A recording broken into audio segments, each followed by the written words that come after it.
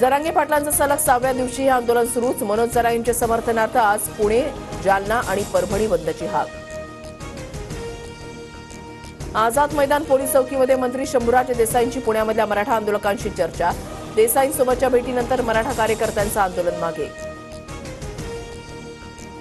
पुण्याहून आलेल्या 5 आंदोलकांची आज मुख्यमंत्र्यांसोबत बैठक। सोमवारची माजी न्यायमूर्तींसोबतची बैठकही आज घेता येईल का, याबाबत चर्चा करणार शंभूराज देसाईंची माहिती।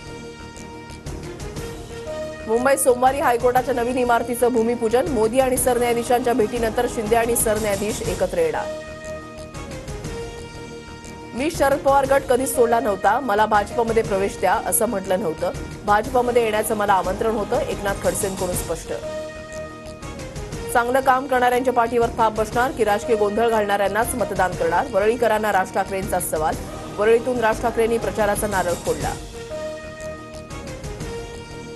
लाडकी बहीण योजनेमधील ऑगस्ट आणि सप्टेंबरचे पैसे महिन्याच्या शेवटी देऊ। ऑगस्टच्या शेवटी भरलेले अर्जही ग्राह्य धरणार, फडणवीसांची मोठी घोषणा। सोनं आणि चांदीच्या दरामध्ये वाढ सुरू। सोनं प्रति तुळा 75,000 तर चांदीचा दर 89,500 रुपये। म्हाडाच्या जमिनीवरील 17 एसआरए प्रकल्प म्हाडा पूर्ण करणार, 24,000 कुटुंबियांना दिलासा मिळणार।